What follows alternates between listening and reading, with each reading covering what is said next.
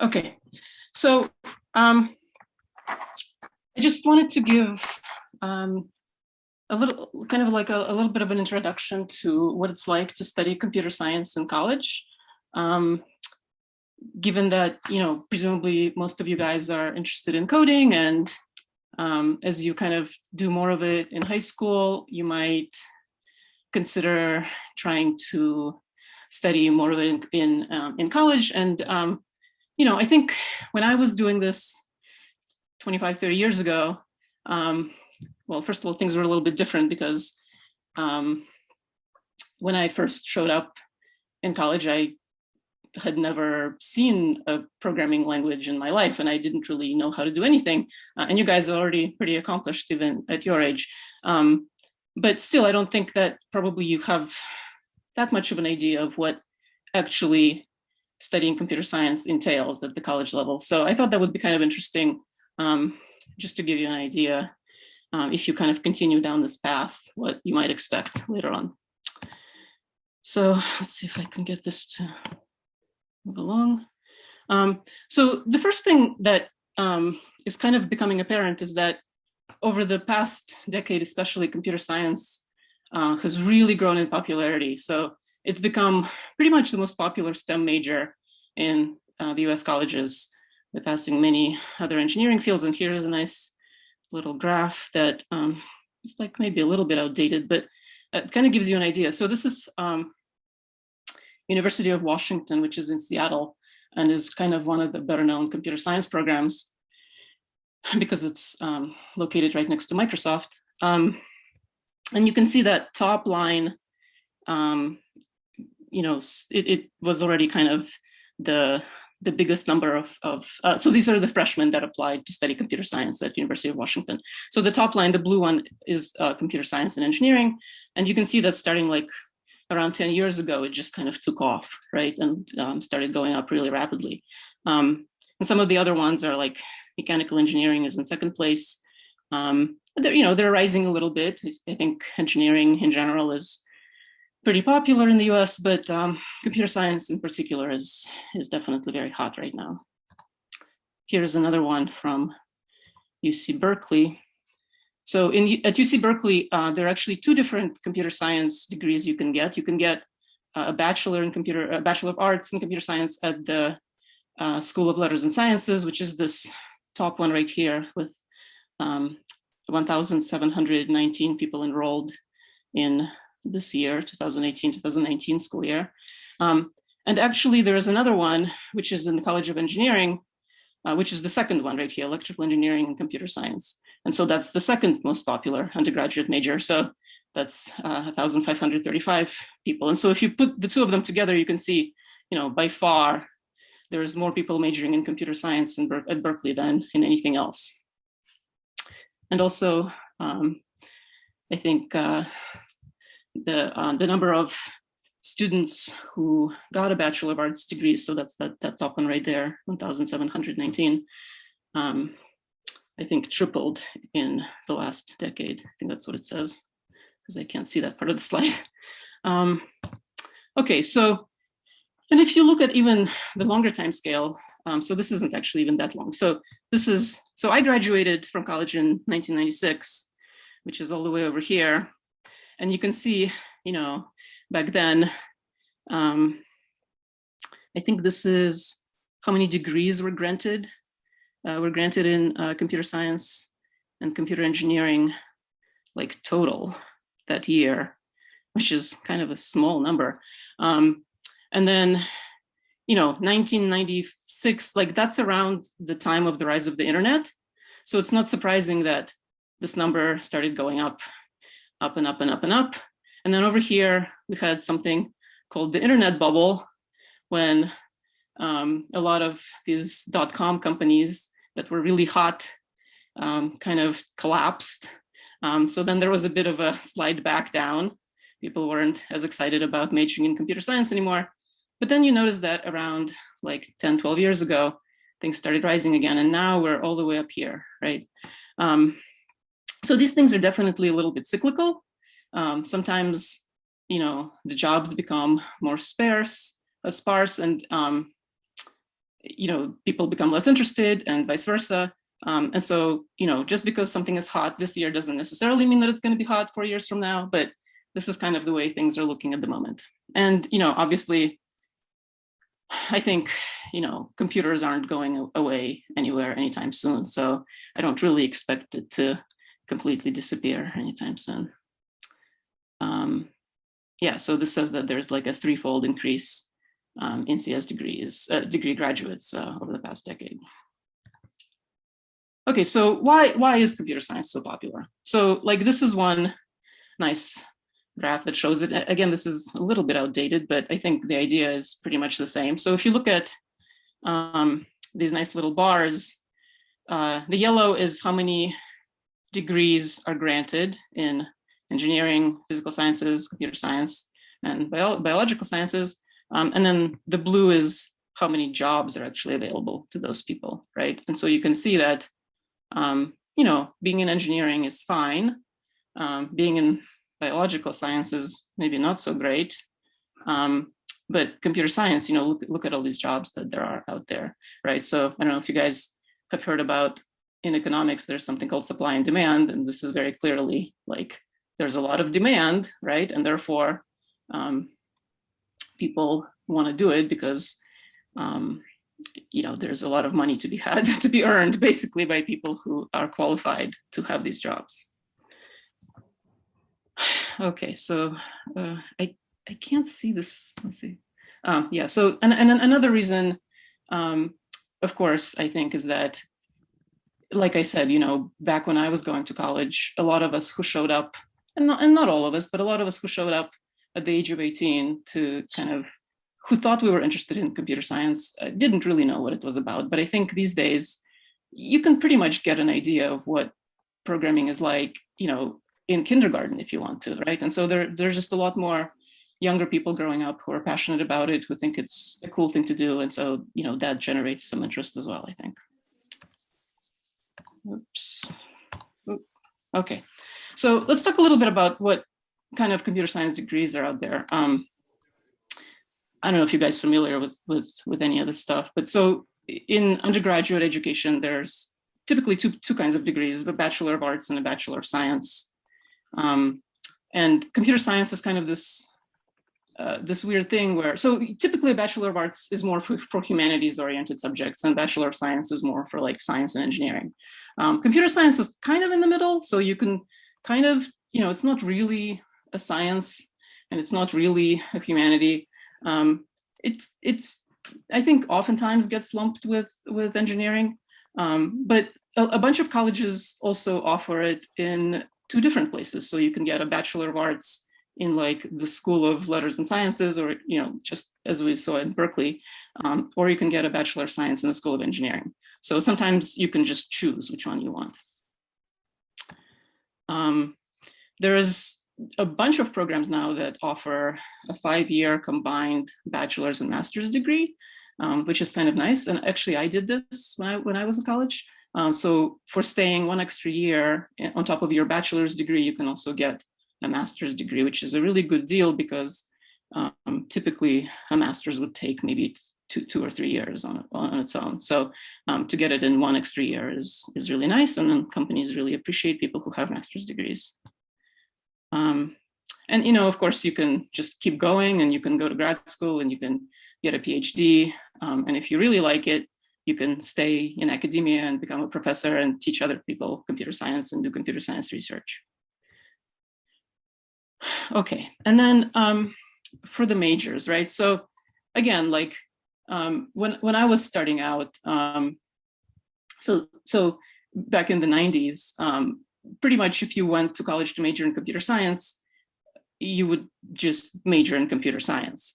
And what I've kind of noticed as time went on, and just looking at it recently, is it's not really necessarily true anymore. You can kind of major in a bunch of different things that have computer science in its name. So, there's still the computer science major. There's sometimes an electrical engineering and computer science, right? You can kind of combine the two. Sometimes they have a degree in computer science and molecular biology, or computer science, economics, and data science, or computation and cognition, or artificial intelligence, computer-human interaction. And so if you kind of, I took a look at a few of the top computer science programs in the US colleges, and a bunch of them just offer all of these as different majors. And so that's kind of nice because, if you have like a secondary interest, or, if you're interested in biology and you're also interested in computer science, you can kind of combine the two.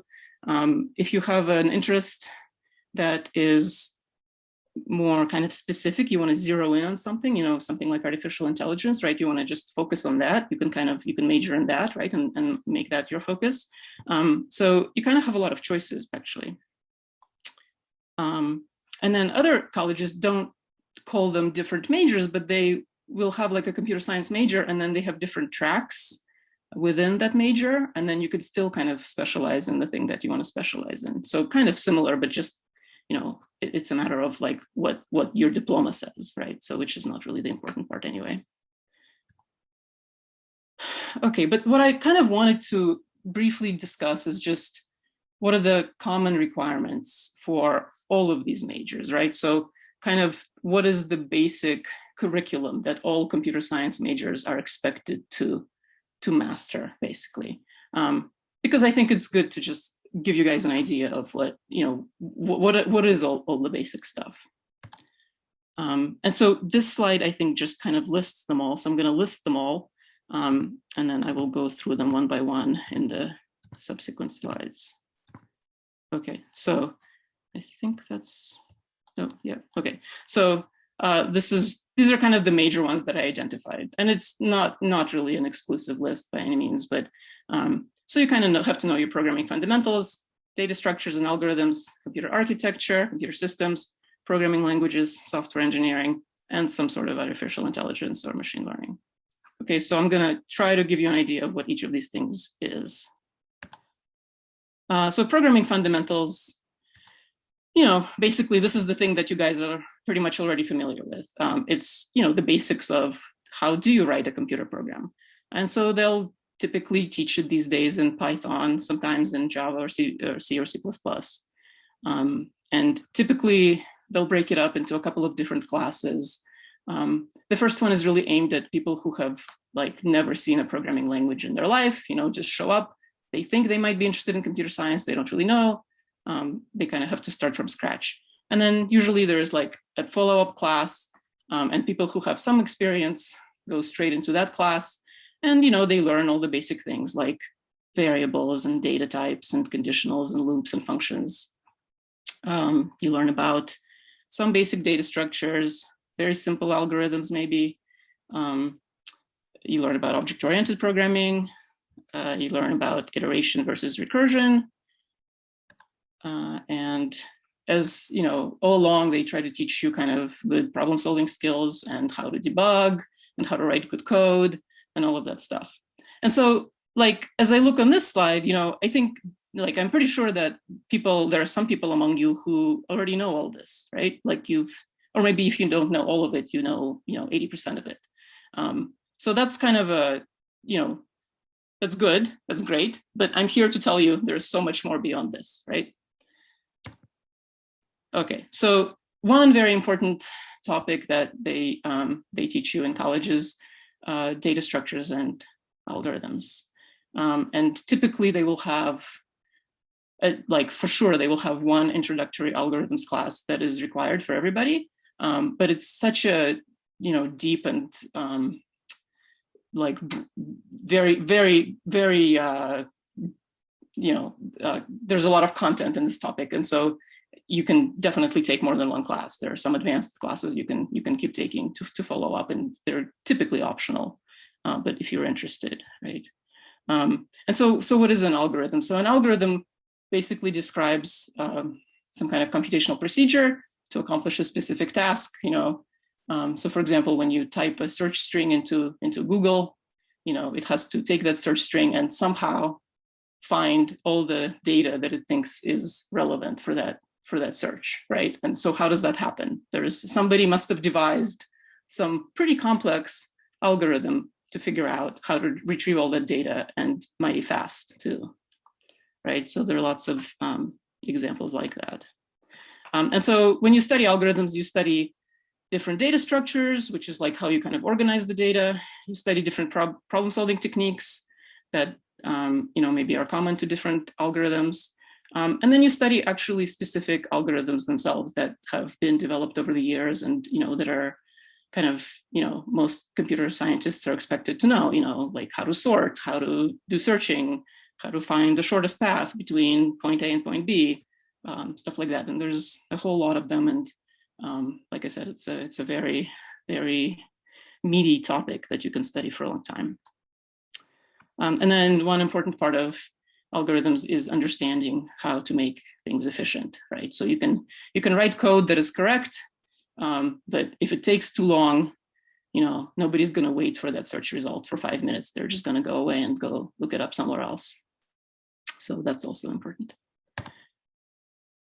Okay, computer architecture is a class that I'm not sure that everybody requires this, but it's really more kind of to bridge the gap between hardware and software, right? So the idea is that, like, even if you are somebody who just writes code and don't really, work on the inner stuff inside the computer, it's kind of good to understand how a computer actually works, right? So a lot of the time these classes, I guess that's the next bullet point. So for example, how, like, people tell you that code is just ones and zeros. Well, how does that, they don't really ever explain it, right? They just say it's ones and zeros. You don't really know why. There's something about binary numbers being important for some reason, but you just type in words into your language editor. So how does that happen? How is data represented in binary format? How are simple operations executed? There's something called assembly language. How is it that the code that we write turns into that sort of language? How does that all work? And typically, or at least sometimes, the way that they teach these classes is they actually give you like a very simple computer, or actually they give you like a toolbox and they say, okay, build a very simple computer and actually program it directly using assembly language, which is kind of a lot of fun, actually, and gives you just, it's just kind of nice to be able to like build something from scratch.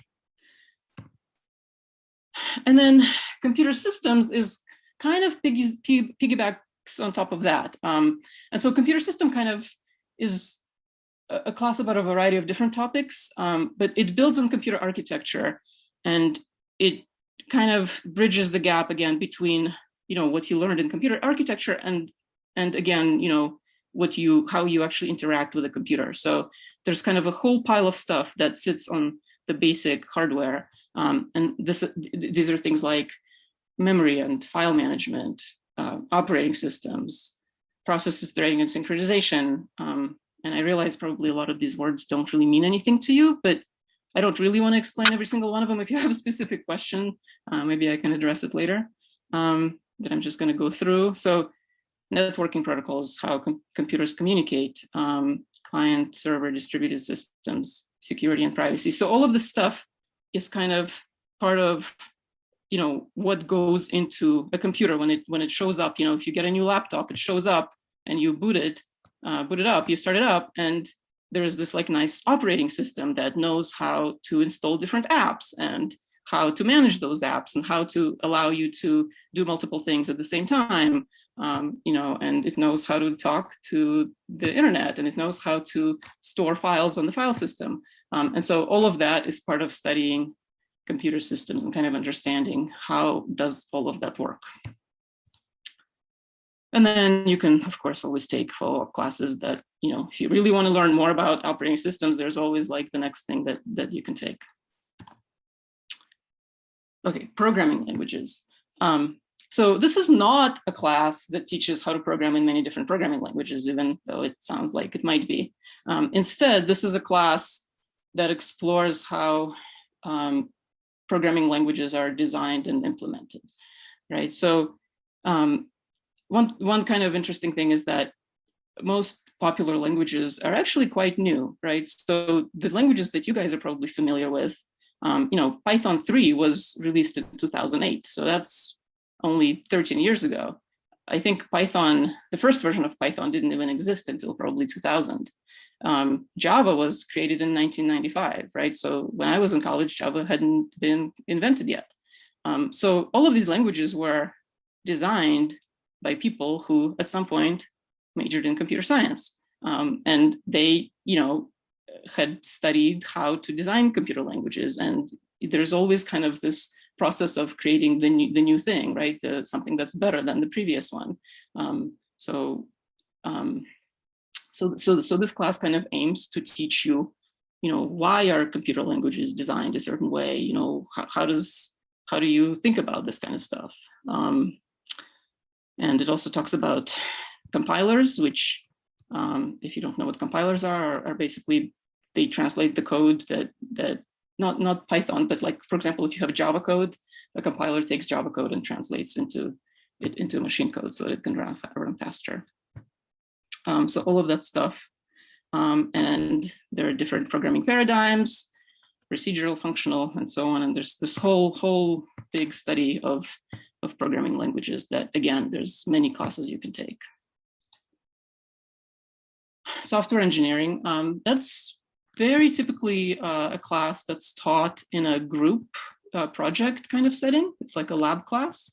And usually they will break you up into teams, and as a team, you have to develop a piece of software. And so what this is meant to kind of teach you is that software development is about much more than just writing code to implement a task. You have to work together as a team, right? That's one important thing. The other one is that it's really important to write code that doesn't just work, but is readable, that is easy to debug, and especially that is easy to change, right? Because what oftentimes happens out there in the real world is you write some really nice thing, you put it out there, and then people start using it, and people start asking for more features, and you need to be able to add things to it, you need to be able to change things in certain ways, and it's really nice to be able to do that without breaking everything else that already exists and making everybody really mad at you. And so the goal is kind of to figure out or to learn, like, what are the patterns that you use to design APIs that allow for adding future functionality without breaking backward compatibility, right? So without breaking everything that was there before. And this is actually a really, really important thing to learn. It might not be the most kind of fun thing to learn, but it's definitely the biggest, most useful skill that you can learn as a college student, I think, before you get to the to a real job. Okay, and I think this is the last one, artificial intelligence. So you guys probably know what that is. It's a field that kind of aims to achieve human level intelligence in machines, right? And so ever since 1950s or something, when it was kind of invented, people have been trying to emulate different types of human intelligence. They've been trying to make computers see as humans, speak as humans, understand human speech. There's even kind of like, I guess you can consider robotics to be part of artificial intelligence, where you're trying to get robots to move like humans do. But the ultimate goal, I think, is to make them think like humans do, right? And so there are all these different techniques that people are trying to develop, things like neural networks, genetic algorithms, natural language processing, computer vision, and they're all kind of under this umbrella of artificial intelligence. And machine learning, if you haven't heard, is basically like the hottest new field that everybody now is trying to get into. And the idea there is to use neural networks and massive amounts of data to train machines to recognize patterns. And so this is, looking at pictures of cats, lots of pictures, and figuring out, how to recognize pictures of cats, right? That's a silly example, but it has all kinds of applications in, recommendation engines, say self-driving cars, making medical diagnoses where, you look at, different, x-rays or whatever, and you figure out, if somebody has cancer, stuff like that. So very hot field, and lots of people are going into it. And, and so those were kind of the ones that I promised to talk about. And then there's like this entire array of other stuff that maybe is not necessarily required by every college where you major in computer science, but they will typically have kind of some number of electives that you have to take, and you have to choose subject from, you know, some of these topics. And so some of the additional topics that they might have is theoretical computer science, which is where you basically learn about, you know, what, you know, in a very theoretical way, like what is it possible to compute and what is it not possible to compute. Databases, which is how you store massive amounts of data. There's kind of the front end UI, or human computer interaction design. So, you know, how do you design these nice apps? Or how do you design an Alexa, right? Something like that. Web technologies, we haven't talked at all about, you know, building websites or something like that, but building websites is in and of itself is maybe not super difficult, but kind of all the technologies surrounding that entire infrastructure of the internet. Cybersecurity is a really important topic, right? So how do we protect computers from malicious attacks? Computer graphics, this is mostly like for gaming these days, or VR, I guess, virtual reality. Robotics, I mentioned, and so on and so on. And there's really kind of, you know, you can kind of, I think, get a glimpse from this, you know, these last few slides of just how rich and broad the subject matter is here. And there's just so many different things to learn about. And I feel like it's kind of exploded even since, you know, I was in college. And so these days, it almost seems like you really just can't take all these classes. You kind of have to pick and choose what's more interesting to you. But it's great because you have a lot of choices.